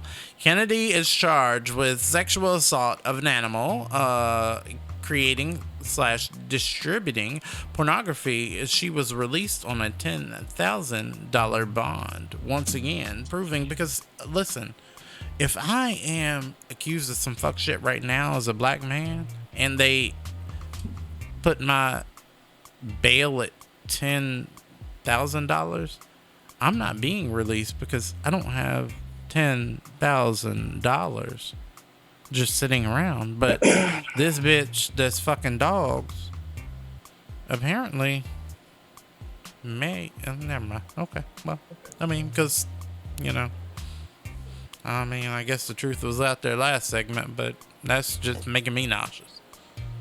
I mean, I forgot to tell y'all this. Not only did she do these things to toddlers and baby, damn, 1 year old, she also made videos of the family dog as well. What the fuck is wrong with y'all doing stuff with? Disgusting. This is sick. You know what else? I really hope that they find out who purchased these things too and lock their ass up too. Because, but meanwhile, your algorithms are feeding you that trans people that have no dictation whatsoever on your life, only on what they want to do with their bodies and their lives, those are the people that are being weaponized and demonized against you. You're being fed that gays and people that have consensual same-sex interactions are the demons, while other people are normalizing and even putting into a book that has all kind of incest. That's what y'all are feeding to yourselves. And if you want these and more nauseating news stories, make sure you follow us over on the socials at WRTR Radio. We're on Blue Sky, and I'm over on Blue Sky at Marcus Smoot, and on TikTok at Marcus.Smoot. And you can find me on Facebook, Instagram, and TikTok at Lyric Bravado. So since she on our deleted episode last week, she had such a good conversation, y'all. I swear, if I can ever retrieve it, I will post it, and I will just post it and label it "Lost Episode" in asterisks. But if it doesn't happen, No, we're gonna name it Lost Files, No Epstein. Oh, good. Oh my God, it was so good.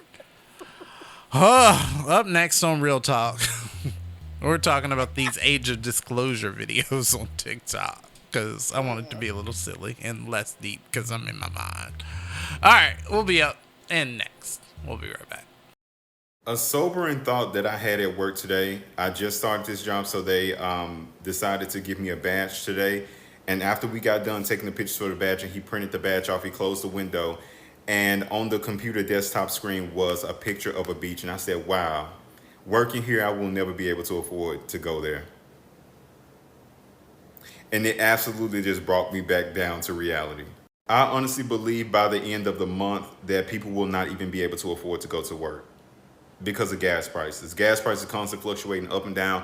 I literally just paid the other half of my April rent yesterday. Today is the 1st.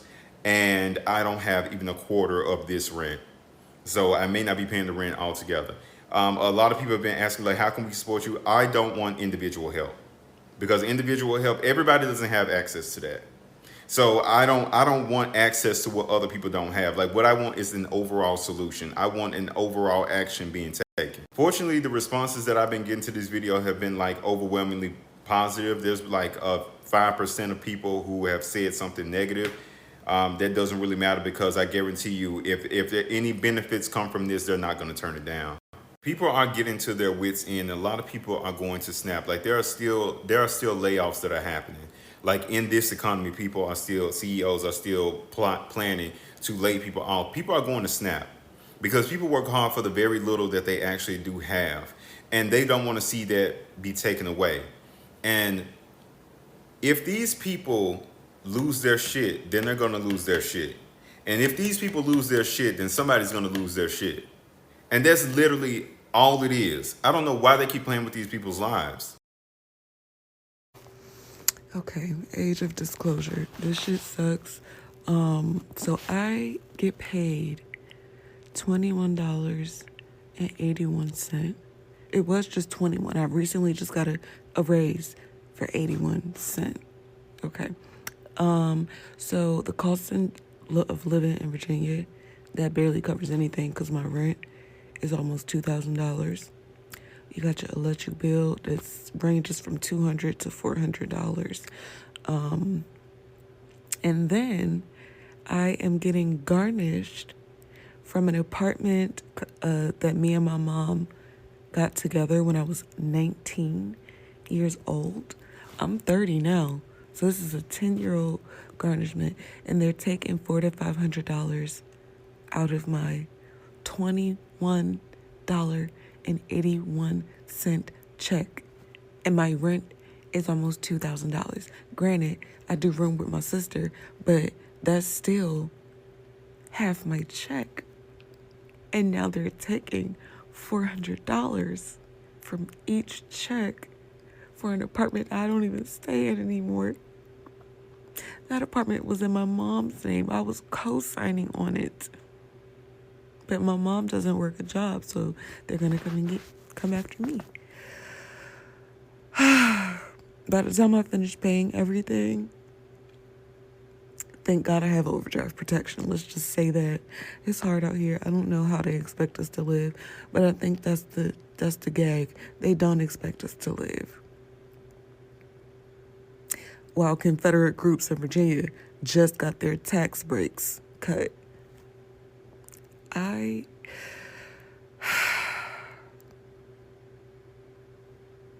But anyway, I know we all going through it, so if y'all want to share y'all stories in the comments, I really feel like Casanova Brown said, we need to start talking about this shit.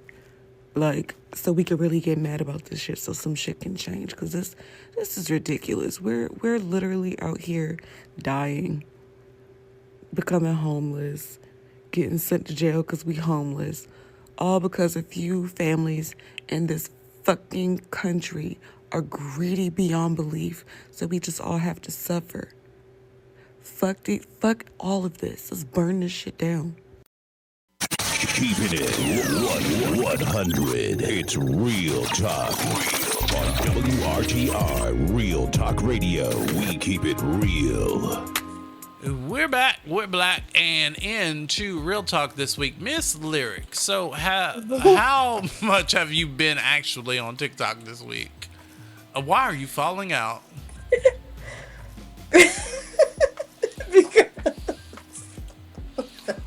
I just started this segment. Why are you falling out? You know, after I looked up the segment, the article to read for news to make you nauseous. Mm-hmm. I don't know why. Funny things just be randomly funny to me. Why the fucking Hooked on Phonics joint popped up on the fucking between the article? I'm like, y'all talking like, what the fuck is wrong with these ads? It makes no sense. These ads, I swear, it's so mind control for like the basic limited niggas. Like I love my neurodivergence because what do you mean? What the fuck does this article got to do with Hooked on Phonics? It's beyond me, bro. Gross. Like, are you fucking serious? All right. Learn to read. No, but you don't. But you don't actually. You don't actually read it. You weird ass. Okay. I'm sorry, y'all. All right. This random shit just be making me laugh for real. I don't understand it. We sitting here reading about child abuse, and you're putting the fucking Hooked on Phonics ad. They're like, oh, in let's see which article. ways we can make it just legal to kill you. Let's see if we can write it into law that we can kill you. And then we're like, oh, I'm so angry. What do you mean? They are trying to write it on paper that they are trying to kill you. In my opinion, this cannot be real life. This cannot be real life. I've said that at least 5 times this week. Honestly, this cannot be life right now. It can't. Yo. You can't make up what's really happening around us in the world. Like, you can't make this shit up. It seems like I am in a bad Tubi film. Listen, this is horrible Tubi, and Tyler Perry produced it. It's horrible. Oh my God. Shade. Well, you know. I had to throw one in there. All right. Inside of Real Talk this week, we're talking about these age of disclosure videos. Have you seen them? I ain't been on TikTok like talking about for real. Oh, that's fine. I've browsed things. I've had a busy week, so. What's they talking about on TikTok? Okay.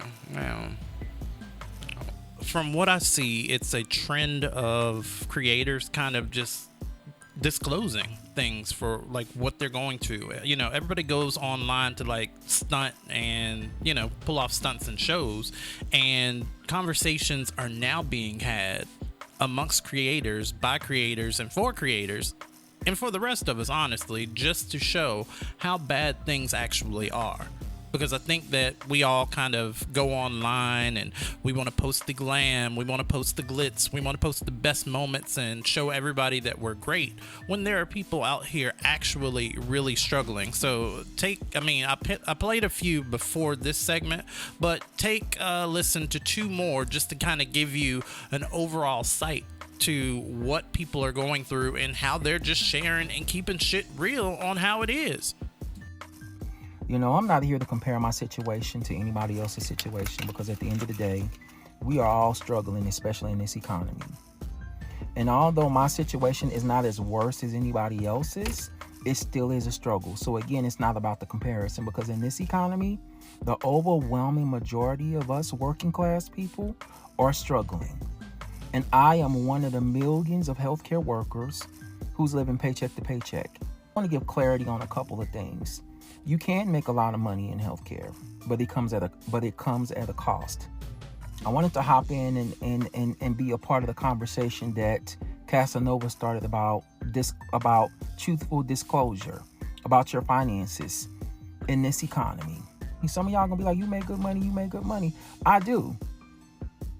But when I look at my check as a healthcare worker, I'm lucky if I get half my check after federal taxes have been taken out, after state taxes have been taken out, after my retirement has been taken out, after all of the shit that they charge me a la carte on my insurance, my vision, my supplemental disability. I barely get a little bit more than half my check. And it's a lot of people in healthcare that make well above minimum wage like I do that are still living paycheck to paycheck. And I'll be very honest. I owe the IRS about $20,000 in back taxes, almost $20,000 in back taxes that I give them a payment for every month. I have credit card debt. I have a car note, and I still have a small balance on my student loans. But it's still debt. I live in DC. And living in DC is not cheap. And I make well above minimum wage. And even though I'm not struggling to pay my rent, and the only reason why I'm not struggling to pay my rent is because I took my time to find something that I knew I could pay without struggling. But I don't live in a luxury apartment. I don't live in no extremely safe, nice, clean neighborhood. The neighborhood that I just moved to is pretty decent. My apartment is more than decent. And my rent is only $1,250. In DC, but Southeast DC. That comes at a cost. And the only reason why I'm saying all this is because with all the stuff that we are being taxed on, the cost of living, it's crazy. And I see why people crash out. Because you got to go to work and you have to put up with all the frustrations of dealing with what you have to deal with at your job. And then when you get your check, the overwhelming majority, if not all of your check, goes to bills, meaning cost of living.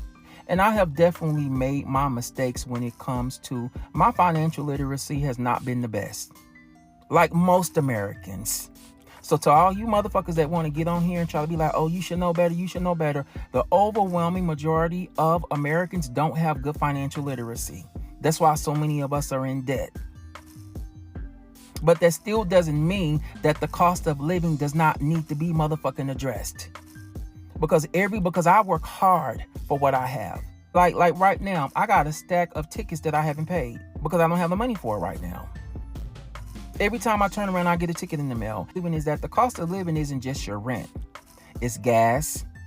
It's the cost of living. It's the cost that you have to pay if you take public transportation. Insurance is sky high in DC because you don't have a lot of parking spaces in DC, so you have to park on the street and they tax the fuck out of you for it, regardless of if you have a good record or a driving record. And I don't have a bad driving record. I don't.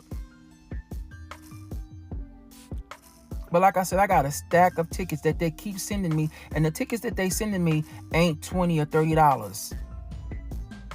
$70, $100, $150. And then if you don't pay the motherfucker in 30 days, they double it. In this fucking economy. And at the end of the day, they still have systems in place to keep you down even when you make good money. So like I say, even though my struggle is not as bad as some people, it still is a struggle. And at the end of the day, our system is broken and it needs to be fixed. That's it. That's all. Bye. And here's one more. Shit is not sweet. I graduate Friday. Maybe I'm speaking for myself. I don't know. Maybe I'm speaking for other graduates. Please do me a favor. Do not ask me what I'm doing post-grad. I don't fucking know. I cannot find a job. I'm not going to a doctoral program right now. I need a break. Master's degree, can't even find a job. Mind you, if I did not have a master's degree. Because even talking to my friends, one is in dental school about to graduate. Job market is ass. MBA, job market is ass. They want you to have so much experience. Who is going to give us the experience? Mind you, other friend, buku experience, was a whole ass manager. Myself worked in healthcare about 2 years or so between ABA and insurance. Can't even go to another insurance agency because they want you to have so much to get paid $35,000 a year. Shit ain't sweet, because why do I have to pick between working a career that's my passion and paying my bills? Because why do you require a master's and you're only paying $15 an hour? But I can go work in retail and hate every single waking moment that I'm on my shift, but be able to pay my bills and more. Age of disclosure, shit is not sweet. Because why in a master's program are you telling students not to work over 25 hours a week if they're going full time? However, you are only paying us GATA, GRA, whatever, $11.50 a month? That is barely my rent. That's barely my rent and my car note at that. Because also why I totaled my car in December, Jesus fucking Christ, got a new car. My old car was new. Why is the car note for the car that I have now, mind you, my credit is better, the car note is more than my car from back then, and then they're the same year. I have a used car now. Another thing, because people like to get in those job hunt Facebook pages, especially the ones in Acadiana and Lafayette and Southern Louisiana, because nobody has any empathy for anybody. I saw this woman talking about how she has over 10 years of health management experience and this and that, and she's been applying to places like CVS. CVS don't hire nobody. Ochsner, Cardiovascular Institute of the South, this and that, and cannot get hired on. I've had the same experience. People in the comments, no empathy. Well, did you email them? Did you call up there? Did you follow up? Did you this and that? Yes. We've done all of that. Did you tailor your resume to every single job? Yes. I have over 8 different versions of the same resume. Do you have a professional stump? Yes. Did you list your core competency? Yes.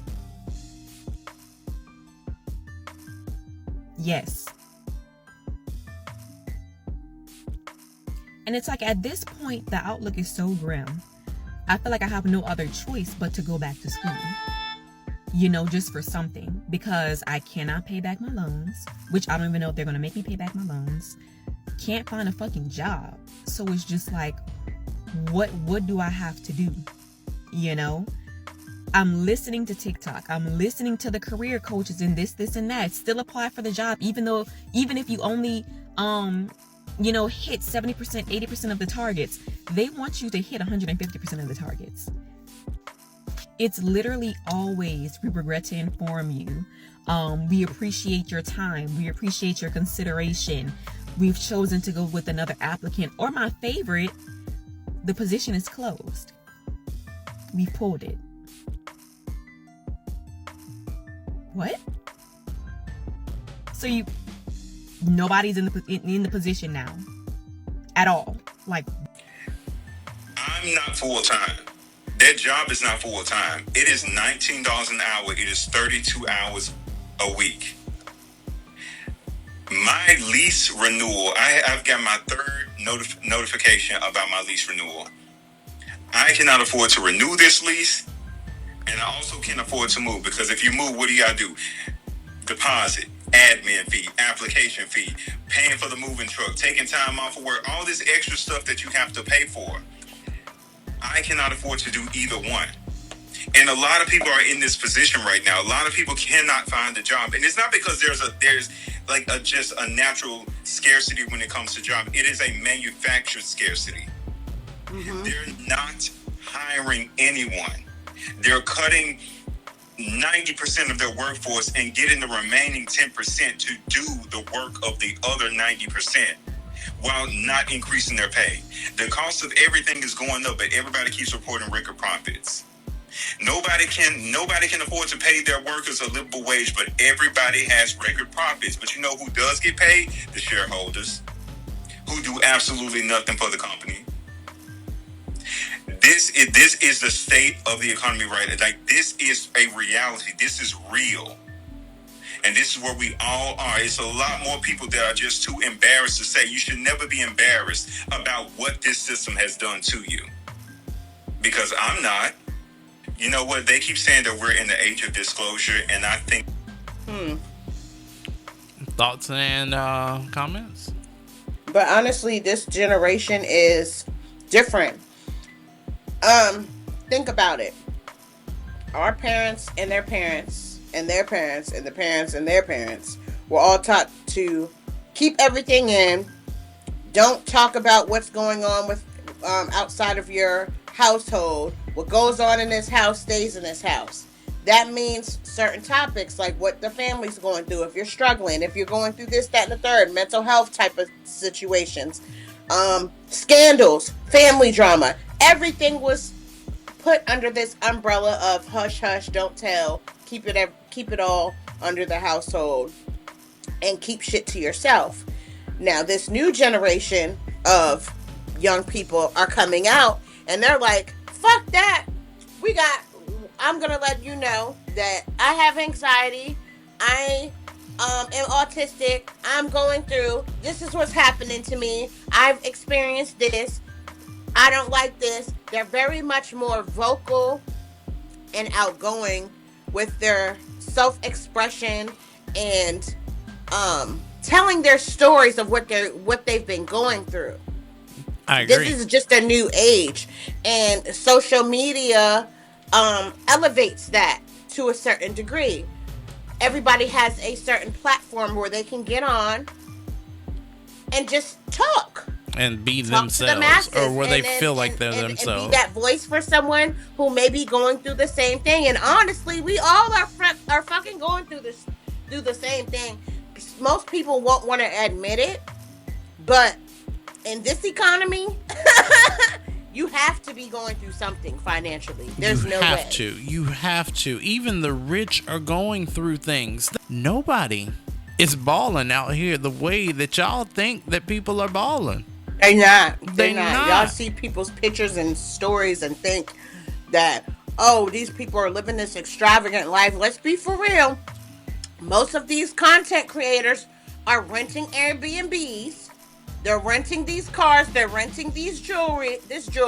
If their hair is always laid, they probably have something worked out with another content creator where they can get their hair done for free. Y'all are letting social media run your life and think that you can obtain this unattainable type of situation in this economy, and this is not real life. I'm a business owner, and I still have a part-time to make ends meet. Yeah. That's my disclosure for your ass. Yeah. You know what I'm saying? You have to do what you have to do in this world right now where we're living in, because they're making it hard for you. They're setting people up for failure, and you have to get around that in any way that you possibly fucking can. As we wrap up this week's WRTR Real Talk Radio, thank y'all so much for your support and beyond. Follow us over on the internet at transistor.fm, or what is it? WRTRradio.transistor.fm. So there you go. That's right. All right, Miss Lyric, thank you so much. Lyrics and Grooves opening up today. How you feeling? I feel great. I feel grand. I feel like we about to get it popping up in here. I really feel like you are. And I'm so excited for you. I'm so proud to see the person that you are today. And we'll holler at y'all next week. Maybe. Because, Maybe. No, I'm saving this now. I'm going to edit this now, right here on WRTR Real Talk Radio. We'll holler at y'all next week. Bye. Bye. WRTR Real Talk Radio. This week's show featured work from TikTok creators Real Goddess Mia 20, Glam_Melanin, Jav on Cross TV, Nick Flicks Media, One Crush One, Kobe Clips, Mr. Out of the Ordinary, Guru's In, Dr. Deneen Speaks, Dr. Casanova Brown, K. Muncie, It's Valentino Jefferson, and Jamilia.pdf, using our platform to always amplify your voices, opinions, and experiences.